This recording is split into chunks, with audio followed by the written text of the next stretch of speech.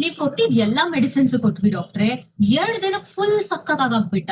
ಅದ್ಯಾಕೋ ಗೊತ್ತಿಲ್ಲ ನೆನ್ನೆಯಿಂದ ವಾಮಿಟ್ ಮಾಡ್ಕೋತಿದ್ದಾನೆ ಅಂತ ನೀವು ಬಂದು ನನಗೆ ಹೇಳಿದಾಗ ನಿಜವಾಗ್ಲೂ ಭಯ ಆಗತ್ತೆ. ಸೀರಿಯಸ್ ಆಗಿ ಏನಾದ್ರೂ ಪ್ರಾಬ್ಲಮ್ ಇದ್ರೆ ಮಾತ್ರ ಡಾಕ್ಟರ್ ಆಂಟಿಬಯೋಟಿಕ್ಸ್ ಕೊಡೋದು.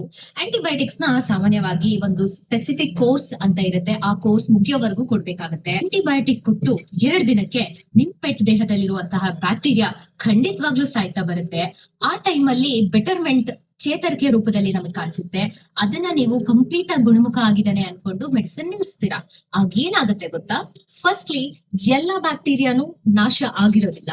ಯಾವ ಬ್ಯಾಕ್ಟೀರಿಯಾ ಉಳ್ಕೊಂಡಿರ್ತವೆ ಅವು ಮತ್ತೆ ಮಲ್ಟಿಪ್ಲೈ ಆಗಿ 1 ವಾರದಲ್ಲಿ ಮತ್ತಷ್ಟೇ ಇನ್ಫೆಕ್ಷನ್ ಆಗುವ ಸಂಭವ ಇರುತ್ತೆ. ಸೆಕೆಂಡ್ಲಿ ಆಂಟಿಬಯೋಟಿಕ್ ರೆಸಿಸ್ಟೆನ್ಸ್ ಅಂತ ಉಂಟಾಗುತ್ತೆ.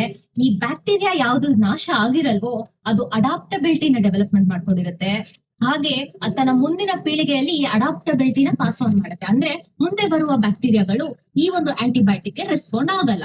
ಸೊ ಮುಂದಿನ ಟೈಮ್ ನಿಮ್ ಪೆಟ್ ನಿಜವಾಗ್ಲೂ ಸೀರಿಯಸ್ ಆಗಿ ಇನ್ಫೆಕ್ಟ್ ಆದಾಗ ನೀವು ಇದೇ ಆಂಟಿಬಯೋಟಿಕ್ ನ ಯೂಸ್ ಮಾಡಿದ್ರೆ ಅದು ಫಂಕ್ಷನ್ ಆಗಲ್ಲ. ಮತ್ತಷ್ಟು ಪೆಟ್ ಹೆಲ್ತ್ ರಿಲೇಟೆಡ್ ಡೌಟ್ಸ್ ನ ನನಗೆ ಕಮೆಂಟ್ ಬಾಕ್ಸ್ ಅಲ್ಲಿ ತಿಳಿಸ್ಕೊಡೋದನ್ನ ಮರಿಬೇಡಿ.